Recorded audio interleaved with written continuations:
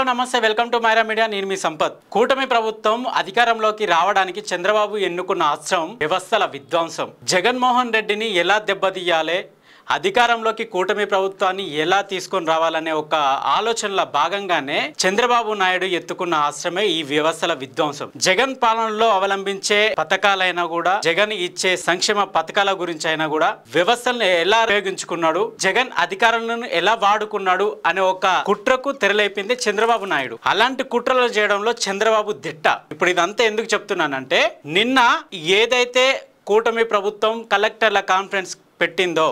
చంద్రబాబు నాయుడు కలెక్టర్లతో సమావేశమయ్యి ఆ కలెక్టర్ కాన్ఫరెన్స్లో చంద్రబాబు నాయుడు కలెక్టర్లతో మాట్లాడిన విధానం చూస్తా అంటే చంద్రబాబుకి ఇంకేదో భయం ఉంది లోపట జగన్ పేరు వింటేనే భయం పుట్టేలా ఈ చంద్రబాబు చేసే కుట్రలో భాగమే ఈ వ్యవస్థల విధ్వంసం అనే పదం నిన్న జరిగిన కలెక్టర్ కాన్ఫరెన్స్లో జగన్ చేసిన అరాచకాల గురించి చెప్తూ ఎక్కడ కూడా తను ఇచ్చిన సూపర్ 6 హామీల గురించి తను చేసే పథకాల గురించి ఏ ఒక్క పథకం గురించి మాట్లాడకుండా గత పాలనలో జగన్ చేసిన అరాచకాల గురించే కలెక్టర్లతో మాట్లాడాడు తప్ప రేపటి రోజున మనం సూపర్ 6 హామీలు ఇచ్చి ప్రజలకు ఎలాంటి మంచి చేయాలి ఈ హామీలను ఎలా ముందుకు తీసుకెళ్లాలి ప్రజల్ని ఎలా మన సైడ్ తిప్పుకోవాలనే ఒక అంశంని పక్కన పెట్టి జగన్ చేసిన అరాచకాలు ఎక్కువ జగన్ చేసిన అరాచకాలు చూస్తే భయమేస్తుంది అనే కాడికి ప్రజలను మభ్యపెట్టడానికి చంద్రబాబు తెరలిపుతాడు సామాన్యంగా కలెక్టర్ల కాన్ఫరెన్స్ జరిగితే విధి విధానాల గురించి లేకపోతే ఏ సంక్షేమ కార్యక్రమాన్ని ఎలా మనం ముందుకు తీసుకుపోవాలి రాష్ట్ర బడ్జెట్లో డబ్బులు లేకపోతే ఏ విధమైన రూల్స్ ఏ విధమైన గైడ్లైన్స్ తీసుకొని బడ్జెట్ని సమకూర్చుకోవాలి ఇలాంటి సంక్షేమ పథకాలు మనం అమలు చేయాలనే దాని గురించి ఉండాలి కానీ నిన్న జరిగిన కలెక్టర్ కాన్ఫరెన్స్ జగనే టార్గెట్గా జరిగిందేమో అనే చంద్రబాబు మాట్లాడిన తీరు అలానే కనిపిస్తుంది దీనికి సంబంధించి ఎన్నికల ముందు చంద్రబాబు నాయుడు ఏదైతే ఈ వ్యవస్థల్ని అడ్డు పెట్టుకొని జగన్ పాలన వస్తే ఆగమైపోతారు జగన్ పాలన వచ్చిందంటే మీ భూములను గుంజుకుంటాడని చెప్పేసి ల్యాండ్ టైటిలింగ్ యాక్ట్ ని ముందు పెట్టి ఏ విధమైన అబద్ధపు హామీలు ఇచ్చి ఎలా కూటమిలోకి వచ్చాడో ఏపీ ప్రజల ప్రతి ఒక్కరికి తెలిసిన విషయమే అలాంటి ఆలోచనలే మళ్ళీ ప్రజల్లోకి అధికారులకు చొచ్చించే విధంగా నిన్న బాబు మాట్లాడిన మాటలు అందుకు నిదర్శనంగానే కనిపిస్తున్నవి ఒక్కసారి మాటలు చూద్దాం రాజకీయంగా వైఎస్ జగన్మోహన్ రెడ్డిని బద్నాం చేయడానికి ముఖ్యమంత్రి నారా చంద్రబాబు నాయుడు అనుకున్న హస్త్రం వ్యవస్థల విధ్వంసం ఎన్నికల్లో వైసీపీ ఘోర పరాజయం పొందినప్పటికీ చంద్రబాబు నాయుడుని ఇంకా ఏదో భయం వెంటాడుతున్నట్టుంది రాజకీయాల్లో గెలుపోటములు సర్వసాధారణమే కానీ జగన్ విషయంలో అట్లాంటివి ఉండకూడదని చంద్రబాబు భావన ఎన్నికలకు ముందు జగన్ పాలనలో మొత్తం వ్యవస్థలన్నీ విధ్వంసం అయ్యాయని చంద్రబాబు పవన్ కళ్యాణ్ తీవ్రంగా విమర్శలు చేశారు అప్పుడు ఎన్నికలు కదా అని అంతా అనుకున్నారు అయితే కూటమి అధికారంలోకి వచ్చిన తర్వాత కూడా వైసీపీ విధ్వంసం గురించే చంద్రబాబు పదే మాట్లాడుతున్నారు తానిచ్చిన హామీలు అమలు గురించి అసలు మాట్లాడకపోవడాన్ని గమనించవచ్చు 1-2 హామీలను అమలు చేసి మిగిలిన వాటి ఊసే ఎత్తకపోవడం వెనక చంద్రబాబు వ్యూహాన్ని అర్థం చేసుకోవాల్సి ఉంటుంది మళ్ళీ జగన్ అనే నాయకుడిని ఆదరించాలంటే ప్రతి ఒక్కరు భయపడేలా చేయడం బాబు ఎత్తుగడ జగన్ మళ్ళీ అధికారంలోకి వస్తే ఆంధ్రప్రదేశ్ లో ఏది మిగిల్చారనే భయాన్ని పుట్టించడమే కూటమి ప్రభుత్వం లక్ష్యంగా కనిపిస్తుంది తమ హామీల అమలు కంటే జగన్ భయాన్ని సజీవంగా ఉంచడమే కూటమి సర్కార్ ప్రధాన ఎజెండాగా కనిపిస్తుంది అందుకే కలెక్టర్లు ఎస్పీల సమావేశంలోనూ గత 5 ఏళ్ల పాలన గురించే చంద్రబాబు ఎక్కువ మాట్లాడారు కూటమి ఇచ్చిన హామీలను పూర్తిగా మరిపించడం అలాగే జగన్ 5 ఏళ్ల పాలన భయంకరమైందని గుర్తు చేయడం చంద్రబాబు ప్రధాన ఆశయంగా ఆయన మాటల తీరే చెబుతుంది జగన్ పేరు వింటే చివరికి సొంత పార్టీ వాళ్ళు కూడా భయపడేలా విస్తృతంగా దుష్ప్రచారాన్ని కొనసాగిస్తున్నారని చెప్పక తప్పదు ఇంతకు మించి మరో ఎజెండానే కనిపించడం లేదని రాజకీయ విశ్లేషకుల అభిప్రాయం ఇదో జగన్ మళ్ళీ వస్తే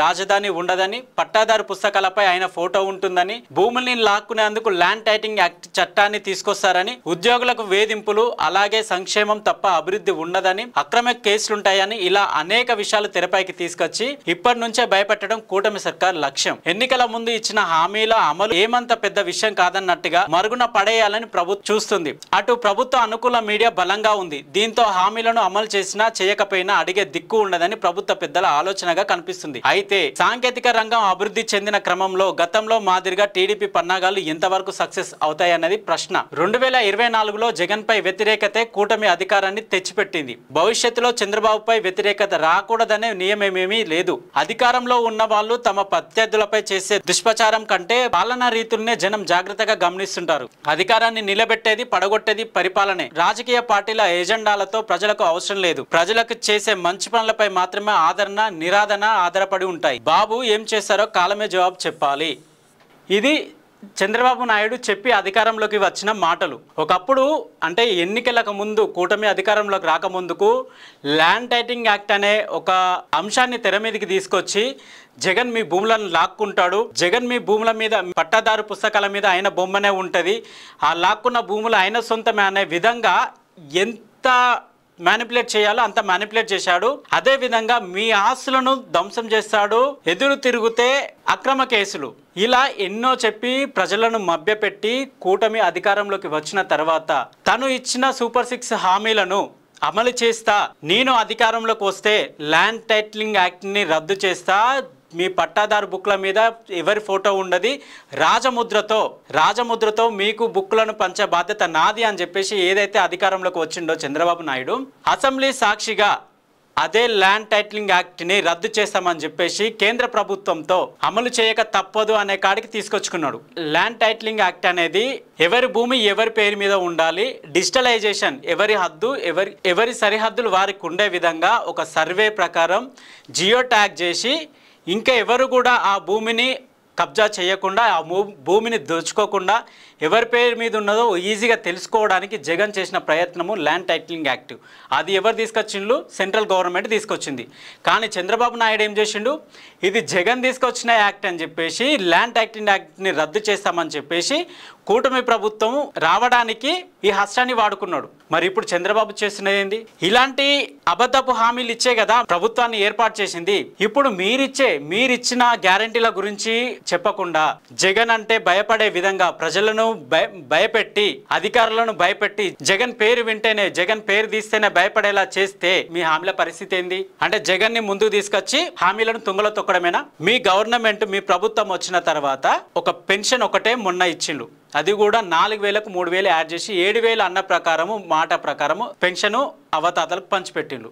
అదొకటే కాదు కదా, తల్లికి వందనం ఏమైంది? తల్లికి వందనం తుంగలో దొక్కిళ్ళు, వచ్చే సంవత్సరం దాకా దానికి రూపురేఖలు లేవు, దానికి రూల్స్ అండ్ గైడ్లైన్స్ లేవు. తర్వాత నాడు నేడు విద్యా వ్యవస్థను నాశనం చేసేసిండ్రు. 3 గ్యాస్ సిలిండర్ల ముచ్చటే లేదు. స్వయంగా నాదెళ్ల మనోహర్ అసెంబ్లీ సాక్షిగా చెప్పిండు 3 సిలిండర్లు ఇచ్చే పరిస్థితి ఇప్పుడు లేదు, దాని మీద మాట్లాడడానికి అవకాశం లేదు, దాని మీద ఇంకా రూపకల్పన కూడా చేసుకోలేదు, అది ఇప్పుడే అమలుకి సాధ్యం కాదు అని చెప్పేసి అసెంబ్లీ సాక్షిగా చేసిన మాటలు నాదెళ్ల మనోహర్. వ్యవస్థను నడిపిస్తున్నప్పుడు, వ్యవస్థని అడ్డుపెట్టుకొని మనం అధికారంలోకి వచ్చినప్పుడు ఆ వ్యవస్థల్ని మనం రూపుదిద్దాలే తప్ప ఆ వ్యవస్థల్ని నాశనం చేసిన వాళ్ళ గురించి మాట్లాడడం ఎంత మాత్రము సరికాదు. ప్రభుత్వంలో ఉన్నాం, వ్యవస్థల్ని చక్కదిద్దాలనే వచ్చినాం, వ్యవస్థల్ని చక్కదిద్దుకుంటూ ప్రజలతో మమేకమైతూ పోవాలి తప్ప జగన్ పేరు ఎత్తి జగన్ అంటేనే భయపడే విధంగా పాలన కొనసాగిస్తే రేపు మీ మీద కూడా తిరగబడే రోజులు వస్తాయి. జగన్ మీద ఉన్న వ్యతిరేకతతోనే మీ కూటమి ప్రభుత్వానికి అధికారం ఇచ్చిండు. ఈ కూటమి ప్రభుత్వానికి అధికారం ఇచ్చినప్పుడు వాళ్ళకు కావాల్సిన అవసరతలు తీర్చాలి, వాళ్ళకు అందిస్తున్న ఏదైతే హామీ ఇచ్చిండో ఆ హామీలను నెరవేర్చాలి. కానీ